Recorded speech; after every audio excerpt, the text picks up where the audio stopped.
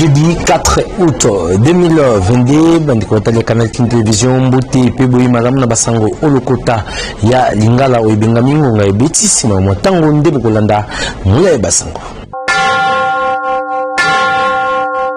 Tufungula Basango na politique pour koloba eti président ya chambre haute ya parlement topé ici na professeur Modeste Bati Lukobo ayambaki na bureau na ya Mosala président ya cour constitutionnelle Mwanamboka Dieudonné Kamuleta mpena suka président ya Sénat Modeste Bati Lukobo azaki décerné na diplôme d'honneur moko kuuta na wanje moko ya ba catholique Litupires Masiala.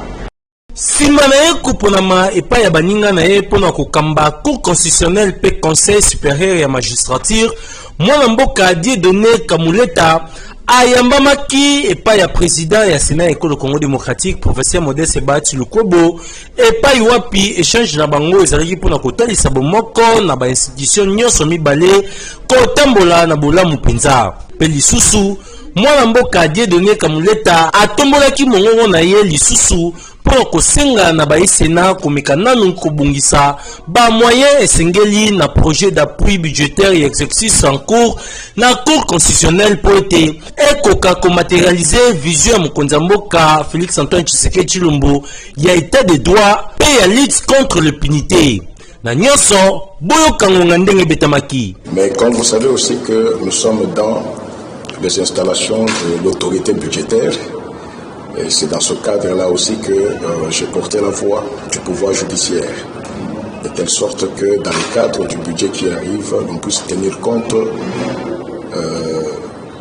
de ce pouvoir-là en tant que pouvoir, non pas comme un service. Donc c'est cette voie-là, et surtout qu'après les assises que nous avons tenues dernièrement,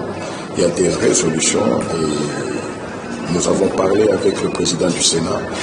quant aux résolutions qui touchent notre budget. Et en ce point-là, je crois que nous avons trouvé une oreille attentive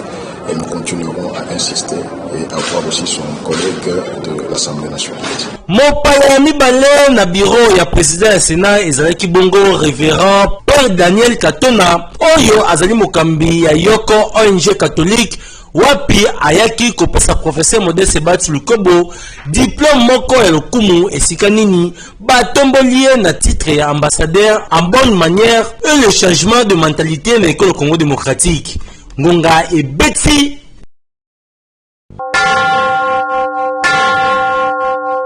député national élu ya Moamba Mwanamboka Jean-Marc Kabunda zaki invité na bureau ya Assemblée nationale mokolo jeudi 4 août 2022 kolensama na réquisitoire oyo procureur général près la cour ya cassation atindaki bureau ya chambre basse ya parlement sima ba propos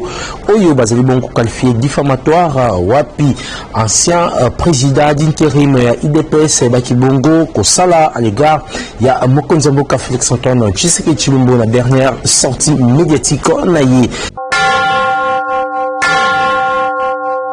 Nabasango ya sécurité sengelo simba ete Christian Chiwewe Songesha azali bongo nommé lieutenant général ya ba forces armées ya République démocratique du Congo na nzela ya l'ordonnance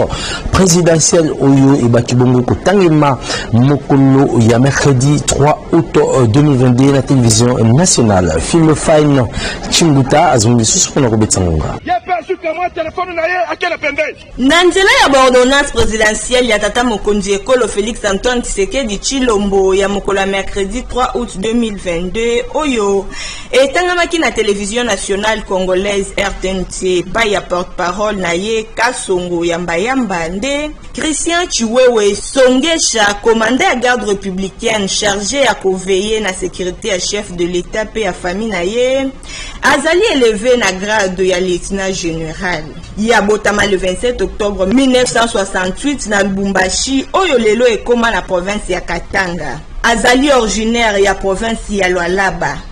Na âge ya 30 ans, a se retrouvaki na kati ya ba premier officier ranger oyo bazalaki formé na école au Soudan sima ya départ ya kondo président Maréchal Mobutu. Na bane 1999 kino 2000 a continué ki na bakour ya commandement état-major tope garde républicaine na likasi kino kozwa brevet d'état ya cursus tope parcours na ye oyo a réalisé ki nekolo Angola na bozongi na ye na mabele ya bakoko abimi brillant étudiant ya commandement brigade na centre supérieur militaire ya Kinshasa. Na bane 2003 pe 2004 nde akozala lisusu formé na anti-terrorisme pa ya ba israélien ekolo Angola. Bongo nde akokota deuxième promotion Kabila ya collège de haute études militaires et stratégie ya défense ya Kinshasa. Malembe nde abandaki komata bechelon na domaine na ye militaire. Azalaki désigné commandant ya 10e brigade Moura na Kinshasa na 2003. Azalaki lisusu nommé commandant ya 13e régiment ya garde républicaine na Lubumbashi na 2007 kino 2011 na bozongi na ye na Kinshasa kaka na 2011 nde akozala désigné second commandant na charge ya opération per renseignement ya garde républicaine ya 2014 kino 2020 wapi Félix Tshisekedi a élevé na grade ya général major. Ngonga Ibeti. Kaka nama imatali sécurité sango simbati gouvernement ya République démocratique du Congo ezui mokano ya kubengana porte-parole ya mission onusienne na République démocratique du Congo Mathias Gilman pour na ba déclaration ya mabe oyo asalaki kolandisa na la tension entre population ya République démocratique du Congo mingi penza partie est na mission onusienne. Yannick Moulengo pour na ba détail. Simana bango komona mokano oyo gouvernement ya ekolo Congo démocratique ezwaki ya kubengana porte-parole ya MONUSCO awa na ekolo Congo démocratique nde population ya Goma ikangaki monokote wapi etalisi ete pona bango ezali distraction esingelaki na gouvernement kobengana ba casque bleu nyonso oyo bazali awa na ekolo Congo démocratique. Boyo Kangonga. Nous pensons tout simplement que ça c'est une vaste blague. Le gouvernement congolais est malin. Il sait très bien que la population congolaise veut voir le départ effectif des casques bleus de la MONUSCO, de toute la MONUSCO de la République démocratique du Congo. Et lorsque le président de la République parle d'une histoire de 2023 et tout ce que vous voulez, après vous voyez on dit que le porte-parole s'est expulsé. C'est une sorte de manipulation de la population pour dire voilà, nous commençons à les expulser, donc nous sommes déjà dans le retrait progressif. Et nous disons non, N-O-N. Nous voulons le départ effectif de tous les casques bleus de la MONUSCO, et non seulement les casques bleus, mais également tout le personnel de la MONUSCO. Nous sommes en train de demander au président de la République de prendre une forte décision, laquelle va permettre à la satisfaction de la volonté de la population congolaise. Il faut continuer, et surtout, je suis en train de parler des actions de grande envergure qui vont se faire. Nous sommes prêts à mourir ou sacrifier notre vie pour ça. Ngonga Ibeti.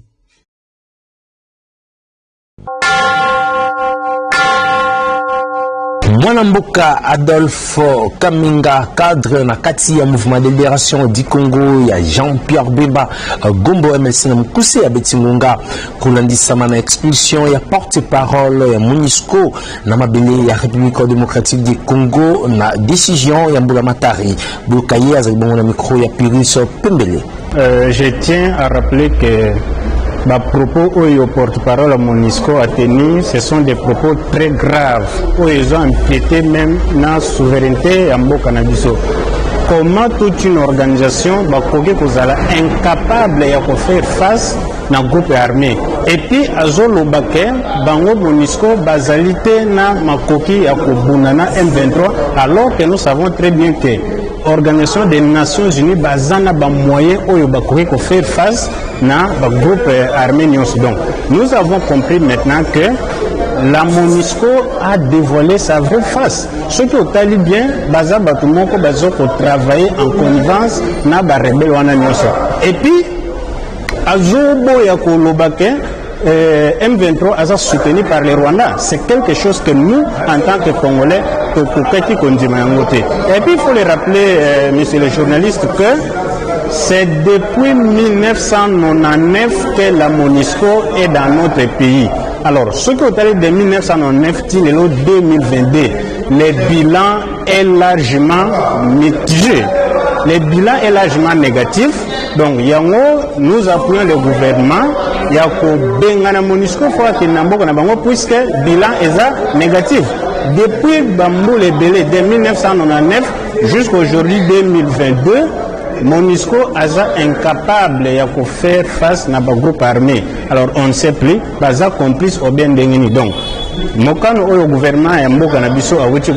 c'est une décision salvatrice. Porte-parole MONUSCO faut attendre et puis il faut MONUSCO basse le retrait dans l'immédiat. Mais les 2 ans, 3 ans, ils allaient souscrire. Nous-mêmes en tant que Congolais, donc aussi on a adhéré massivement à la armée, nous avons un groupe armé, on a M23, Codeco, ADF, donc ça la Tokolonga Bango.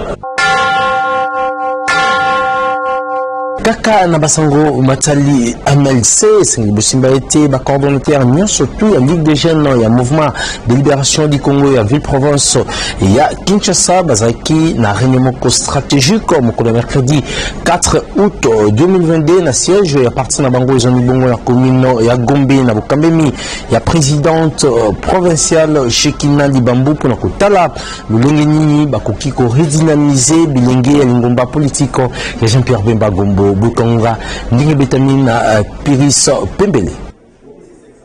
MLC Mokolomoko, MLC pour la Libela, yango des slogan Oyo, Bayi Ligue provinciale des jeunes et mouvement de libération du Congo, Bazali Kotambola Nango, Natina Yako pérenniser, Topé Kovan Sapon la Libela, Vision Oyo président national, ya parti Mwanamboka Jean-Pierre Bemba Gombo, Azwaki, Yako que la partie MLC pour la Russie, la Topé ko libérer République démocratique du Congo.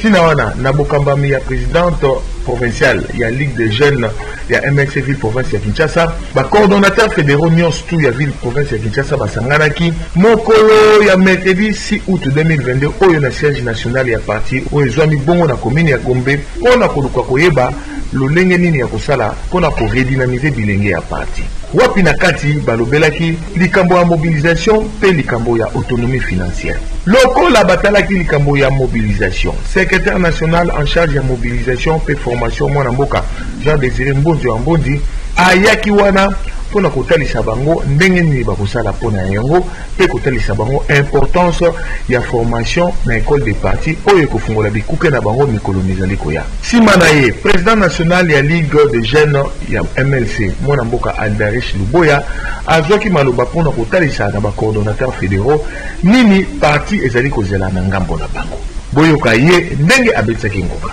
Boyenga na sepeli parce que eza initiative outil et pas na bango moko interfédération à Kinshasa, coordination à Ligue des jeunes, et la qui que ba jeune baza responsable et va comprendre mission oyo président national et mouvement de libération du Congo Jean-Pierre Bemba a pesaki bango pour na mobiliser pour na parti pour na kotambwisa kombo ya MLC pour na kosala ete MLC na prochaine élection pour gagner ba siège belé pour gagner élection à tous les niveaux. Président provincial Mwanamboka Shekina Libambu azangisa kipete kobetsa ngoka. Moko yazwaki likanisi ekosuka mikolo moko te biso tokosimba yango ezalamba na kati ya emonisele mpe todie te azwaki kaka ya mokolo mpe moko kasi tokosimba likanisi wana mpona komema ngo na bikeke mpe na mikolo ndenge yango tosangani yango mpona koloba ete na mikolo eza koya vous allez devoir attendre quelque chose. Gonga ebeti. Sima ya réunion yango mwana Jean Désiré Mbondi Wambonzi, secrétaire national en charge ya mobilisation et implantation ya mouvement de libération du Congo et baki bon kobetsa ngonga bokai. Ngai lokola oyo atali mobilisation ya parti pe formation isingelaki toyokana bango mpona kotia en place bamécanisme ya mobilisation pe koyebisa bango lolenge nini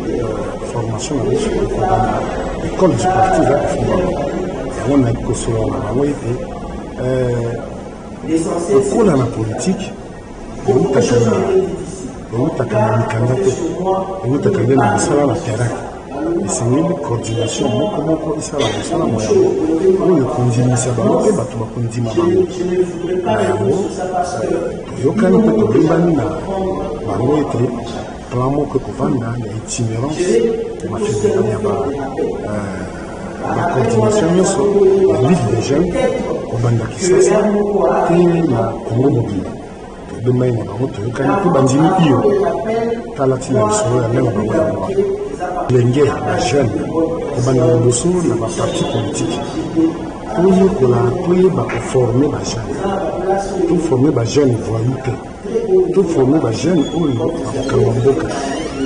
mingi bakomisa jeunesse nde instrument na bango ya kosala mobulu na mboka biso mrc na mitindo mpe bokambeli mambima jean mpe bemba apesaka biso jeunesse nde ifo tokomisa bango topesa bango responsabilité ya mboka tala matomba monene oyo tozali na yango na mrc bilenge jeune garçon de tout bon bolia na ligue des jeunes na mrc bokota ezala bassociation bino ya jeunesse okontakte président niveau ya zala ekomona ye mpo kobokoka kosala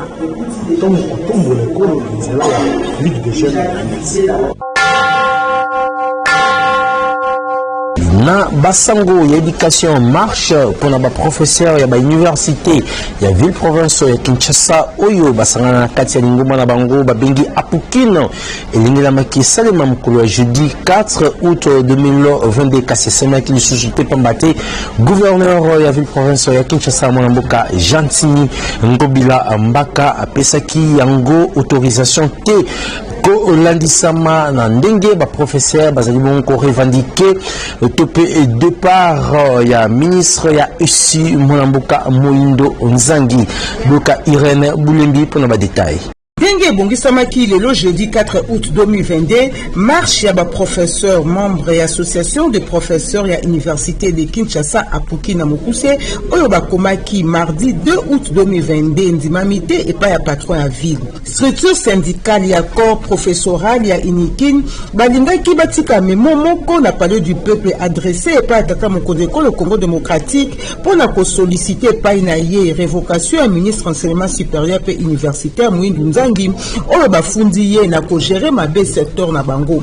esengeli koyeba ete conformément na arrêté à le 30 septembre 2021 ya hôtel de ville oyo ezali kopekisa ba manifestation publique na mwandambu ya ba zone ya ville ya Kinshasa abrité na ba principale institution ya mboka ezali considéré lokola zone neutre mpona yango organisation ya ba manifestation publique neteni wana bapekisi yango epai ya patron ya ville ndenge atalisaki epai ya ba organisateur ya manifestation oyo ngonga ebeti.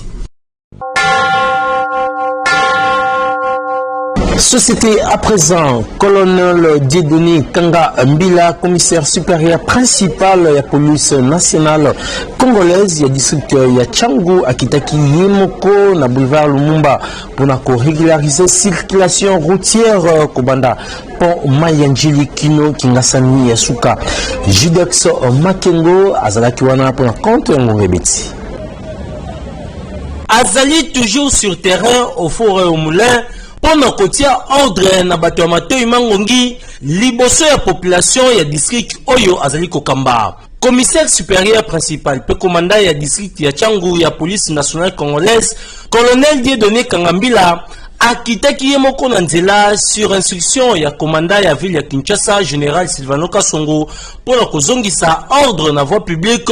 mingi penza kotelemela ba chauffeur indiscipliné ba mauvais stationnement ba motard oyo ba respecta code de la route T périple na ye bandaki na pont Mayanjili koleka quartier 1 entrée Kimbuta esika nini désordre ya makasi esalemaka ba embouteillage kutu koloba te oyo ezalaka cause na ba chauffeur kino masina quartier 3 wapi colonel Dieudonné Kanga Mbila ye moko amitiaki na poso ya ba PCR pour na ko régulariser circulation na baso de moto ya masina pe Kingasani nyonso wana mpona kotransmettre vision na ye oyo selon ye ezali kaka ya bikangela mwanza te boyoka colonel Dieudonné Kanga Mbila ndenge abetaki ngonga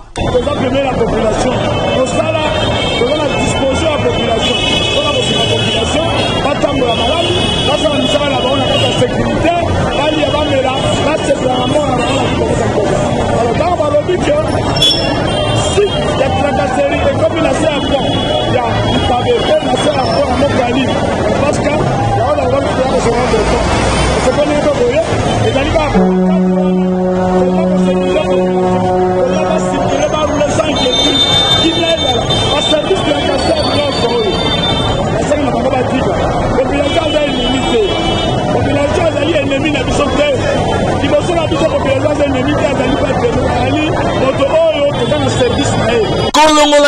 kosécuriser population na biloko na bango, police nationale congolaise ezape na rôle mususu pédagogique yango nde ezali bongo incarné na colonel Dieudonné Kangambila oyo alobi akotika te akotia ordre kino akozwa victoire finale. Ngonga ebeti na basango ya bokolongo na bwanzoto tope santé na lokoto ya lifalansa esengeli bosimba ete centre cognitisme oyo ezomi na commune ya limete pe kimbanseke Pascal efungoli baporte na yango mpona koyamba bana ya mikolo nyonso oyo bazali kotungisama na autisme nyonso na bokasi ya formatrice Elodie Bokambulu Yanika Mulongo azongi lisusu mpona badetail. Ezalaka inauguré epai na yemoko tata mokonzi ya École Congo démocratique Félix Antoine Tshisekedi Tshilombo ba centre multiservice mibale moko na limité pe mosusu na Kimbanseke Pascal Congotisme grâce à formatrice qualifiée mama ya Boboto Elodie Bokambulu Diakite oyo azali kosunga bana pe mikolo nyonso oyo bazali kotungisama na autisme.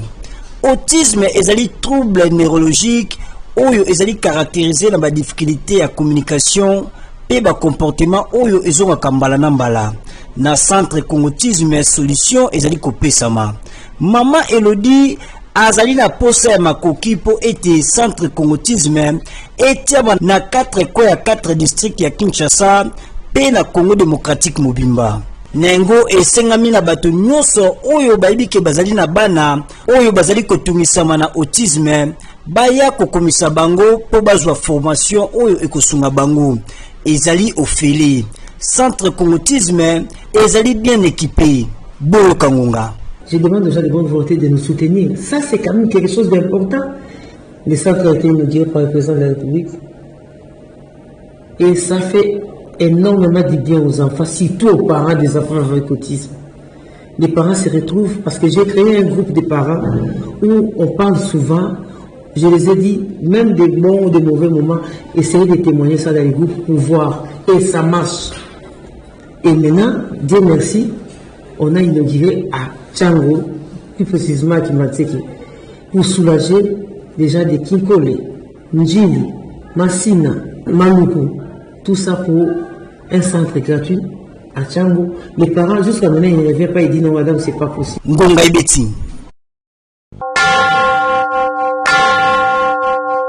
Bafandi ya quartier Bianda na cité Golf na commune ya Mongafula bazali konyoko makasi na likambo etali courant ya Société nationale de l'électricité nyonso wana na politiko ya mabe pe ya discrimination oyo ezali kosalema na bakonzi ya service Mongafula Letu Pires Masiala azalaki wana mpona compte ngobeti mpona kosala constat oyo bolanda. Tozali awa na quartier Bianda mingi penza na cité Golf na commune ya Mongafula esika wapi population ya cité oyo bazali bongo konyokwa manandinga ya kosakana te na oyo etali courant ya signal oyo bango nyonso bazali babone utakala. Awa likambo ezali koleka awa ezali no respect ya calendrier ya délestage na cabine ya courant ya quartier Bianda mingi penza na départ 8 oyo ekenda na cité Golf wapi tango nyonso bazalaka kaka na molili nyonso wana na comportement ya technicien oyo azali ko gérer cabine Bianda ba mesana ko benga ye le tout puissant José oyo tango nyonso azali ko nyokola ba abonné ya signal en complicité na ba continuer ya service Mongafula awa pona kozwa courant soki eza tour na bino esengeli kopesa mbongo tope kokongola mbongo na ba parcelle simande ba tieli bino courant comportement wana ba quartier mususu esi ba mesana na yango boyo kabango moko ndenge babeti singonga tozalaki na courant na biso kitoko mai pe kitoko mais na minute oyo donc moyen respect eza lisusu te bakamati José batia ye akamata courant liboso ozalaki 2 jours courant mokolo moko de l'estage alongoli ndenge wana apesi biso mokolo moko courant loti lobi tozalaki na courant ya likala biso tolingi José te tolingi ye te nakende kuna kuta na chef na bango chef azopesa José na basituation nyonso tozosibir oyo azopesa ye raison courant oyo biso moko nde totiaki courant Une journée, ma coupure est le matin 5 fois, 8 fois. Mais jour n'a bino ya courant. Et tiens pour vendre la stabilité. Nyonso wana, mutoza comme maman Kambo nyonso, José. Aza ta agence NLT. Journaliste. Nel essaie le mola bankamba ba journaliste. Mais, puisque ba kondi baza simane bazo soutenir les, ya mwana José, azo sala biso onye sakoi kosala. Soki bopesi José Mbongo bozana courant. So bopesi José Mbongo te bozana courant te. Esengami na bakondi ya SNEL kotala nano comportement ya mabebuye oyo ezali konyokola ba population pe ezali contre vision ya chef de l'État Félix Antoine Tshisekedi Tshilombo ya les peuples d'abord. Ngonga Ibeti.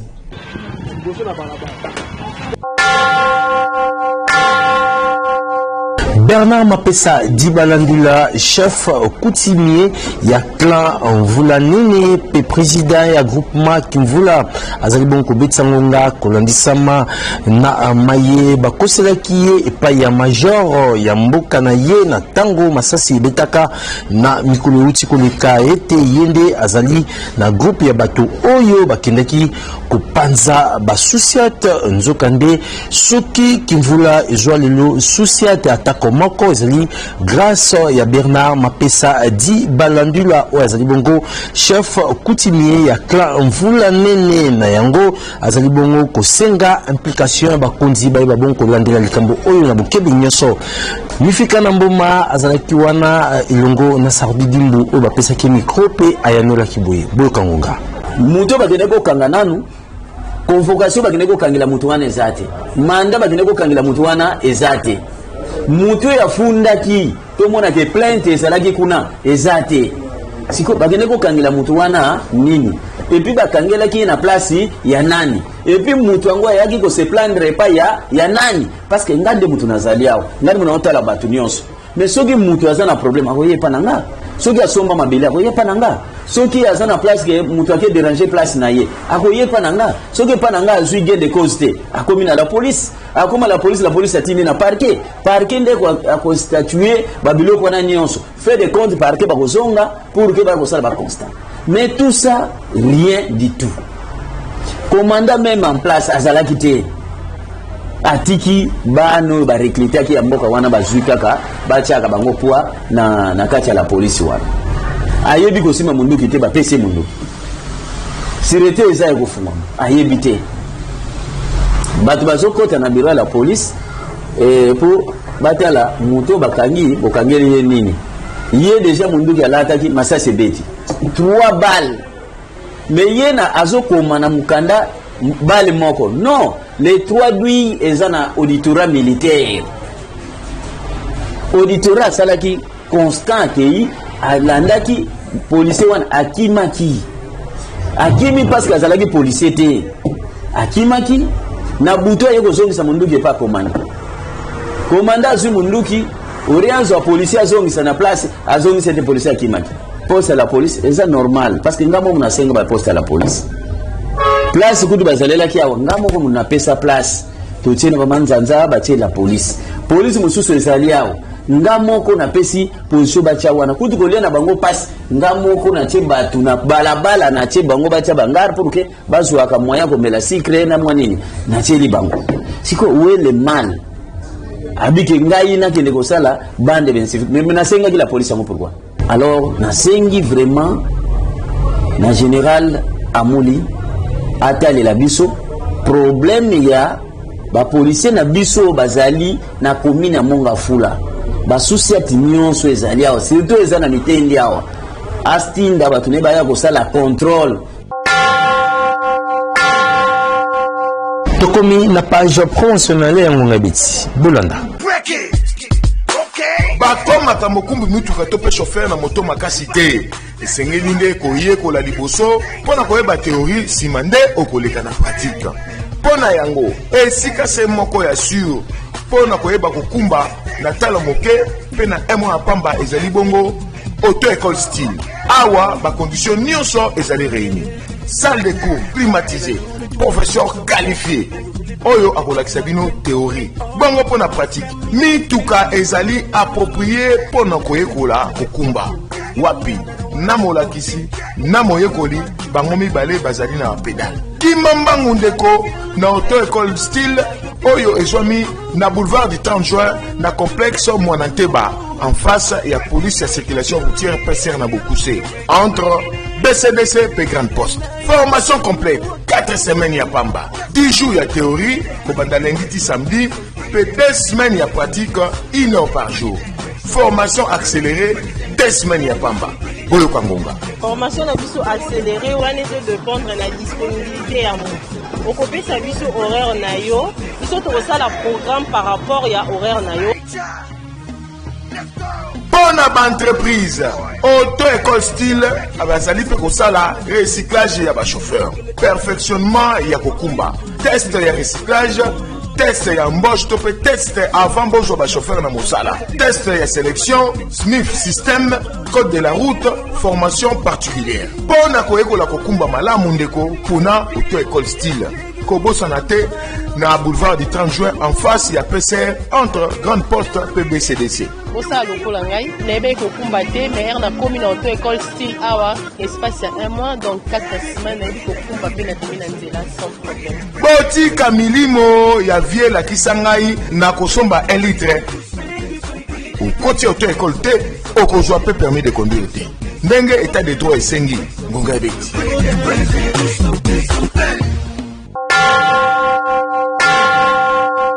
Awande nazungumisa wakamana bino subusebela kibopesa merci na elle professeur Sardou Dimbu azaki bon aussi na caméra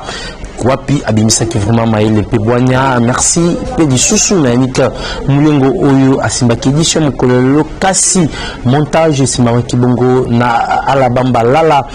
coordination édition mukolelo signé Piris Pembele kimi ankolo o mabuta bino.